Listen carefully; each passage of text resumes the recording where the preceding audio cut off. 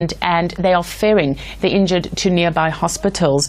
We understand from eyewitnesses that the bus was heading towards an ancient monastery in the Egyptian city of Minya, which is around 220 kilometers south of Cairo. Eyewitnesses say that there were anywhere between 8 and a dozen masked gunmen wearing military uniform who stopped the bus and immediately started firing at passengers on board. What is interesting is that 2 days ago there was a warning issued by the American embassy in Cairo that a terror attack was imminent. This comes on the eve of Ramadan. As of yet, there has been no claim of responsibility, but certainly the situation in Egypt has been volatile for a long time, and the roughly 10% of the population's Egyptian Christian Copts have been targeted in the past. You remember that last month there was a twin suicide bombing in the cities of Tanta and Alexandria. Those were claimed by Islamic State, and they left more than 44 people dead and more than 100 injured. Now, last month's attacks did see the Egyptian president call for a 3-month state of emergency that would be across the nation, and this was to try and deal with the increasing threat by Islamic militants. But for some time now, the country's Christian minority has said that they feel unsafe and they feel that the government is not doing enough to protect them. Now for more, we can cross live to Martin J., journalist and broadcaster. Martin, thank you very much indeed for joining us. Well, Egypt says the strikes have been coordinated with the Libyan authorities. How effective do you think this kind of cooperation can be in the fight against terrorism in Libya?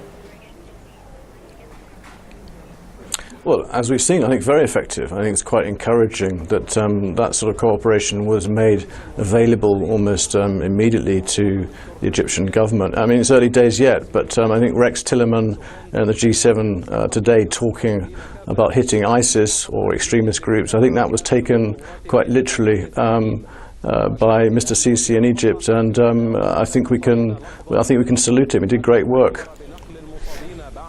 Well, the Egyptian president says that our national security, or the Egyptian PM I should say, our national security begins beyond our borders. I mean, what do you think of that?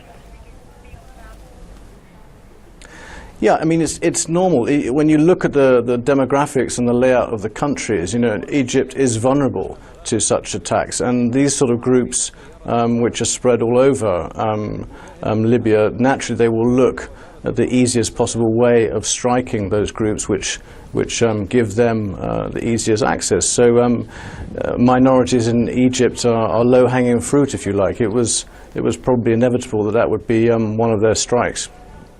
Well, as we've seen, the power vacuum in Libya has made it apparent safe haven for terrorism. Is it possible to eradicate it completely there? And if so, how do you do it? That's a tough one. The country is so huge. I mean, Libya is really one of the largest countries in Africa, and we've created that. The West has created that power vacuum, unfortunately, from our blundering and our belligerent approach to resolving the Gaddafi problem not so long ago, the UN mandate, which now we're seeing the effects of now. So whether you can actually implement any anti-terrorist campaign on the ground with a country which its own government can't even man its own borders because of the sheer size of it is a difficult question to answer. I mean, intelligence will be a big part of it, and cooperation with the incumbent government. But I don't think anybody's holding their breath that Al Qaeda is going to be wiped out in Libya in the near future. Well, we've seen Libyan connections in Monday's Manchester attack. I mean, why is it that the terrorist networks are so powerful that they can strike Europe? And basically, can they get any stronger?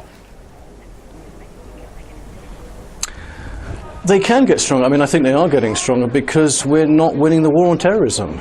And that's really since 2014, if you look in Syria, since the American-led coalition began, you know, 8,500 airstrikes or whatever it is, and we don't seem to understand, and the Trump administration has taken this to the next level. We don't seem to understand in the West that a big part of the problem is that we are feeding the problem. We are actually giving the basis for humble Arabs all across the region to join these extremist groups when they see their own family killed in front of them from completely mindless airstrikes, which are based on military strategies which are flawed in the first place. I mean, the interesting thing about the airstrikes today in Syria, for example, is that we don't even know, and the Americans don't seem to even know whether they're even hitting terrorists or not, and the sort of confirmation or lack of it, which comes a few days later, the scant information, is just as suspect.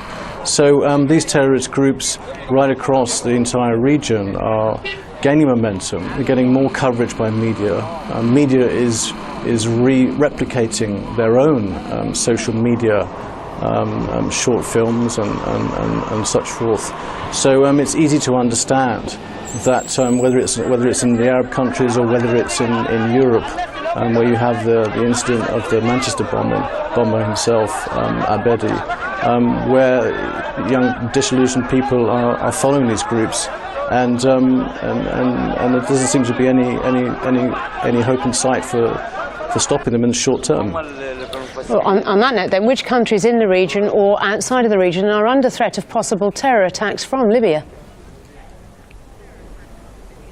Well, if you look at the region of the Middle East or North Africa, I mean, any countries that have minorities, obviously, and that's why I think why Egypt was target. But I mean, also Lebanon springs to mind, Iraq and Syria as well. But it's I think the bigger picture, the more greater worry is Europe. I mean, Europe has proved to have no real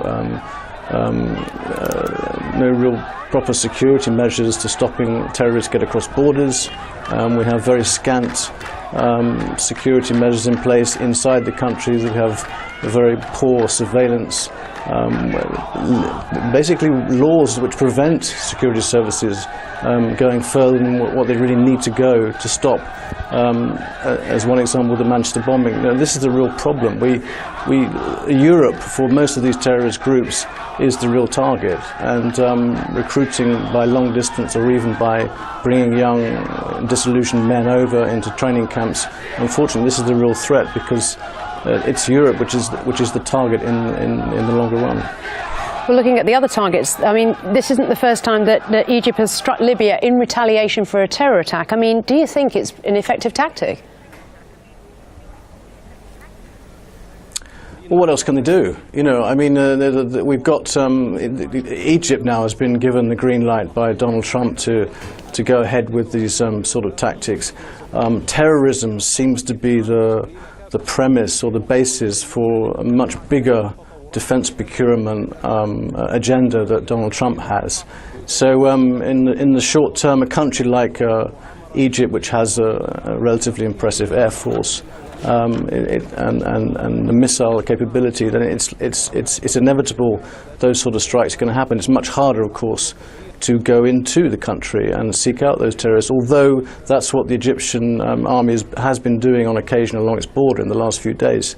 But what else can you do with these groups? I mean, the longer-term plan, really, from Europe is a complete radical overhaul of the way we think about these groups and what we need to do about preventing people from being indoctrinated, both regionally in these countries where there isn't a third political way. The Arab Spring didn't really happen, and so young disillusioned people from failed states tend to turn towards religion in its most extremist form, and unfortunately that's what happened over the last few years. Well, Martin, I mean, there's also the question of tackling, as you said, radicalisation and extremism. I mean, in the G7 summit, they've come up with a declaration saying that that's how they're going forward, that they want to tackle online extremism. Do you think that that's going to be an effective tactic as well? If they go ahead with it, but I haven't seen the blueprint. I don't really know what they mean by that. I mean, we've got the maths wrong, and we've got the whole approach wrong. People don't really understand in the West that bombing 3 or 4 ISIS terrorists in an apartment block in eastern Syria as the last couple of days doesn't really work. It's a military strategy which is flawed. Carpet bombing doesn't work. It didn't work for the Americans in Vietnam, and it's not working now in Iraq or Syria. When you bomb 2 or 3 targets, and if you are lucky enough if you're successful enough to hit them, if you take out, if you kill 30 or 40 or 50 other people in the same apartment block, what that produces is a number of young men the following day who sign up to those terrorist organizations, because that's the only way for them to respond or to react, to get revenge for losing their brothers or sisters or wives or children. And that is really the root of what we saw in Manchester, revenge. You know, that young disillusioned man wanted revenge for indiscriminate US bombing in Syria. So I think we need a complete radical overhaul. I don't think just simply tackling online is going to do much, although it's a step in the right direction. I think it needs to be a completely new way of thinking from the grassroots right up to military level. Indeed. Well, we'll leave it there. Martin Jay, journalist and broadcaster, thank you very much indeed for your time. Thank you.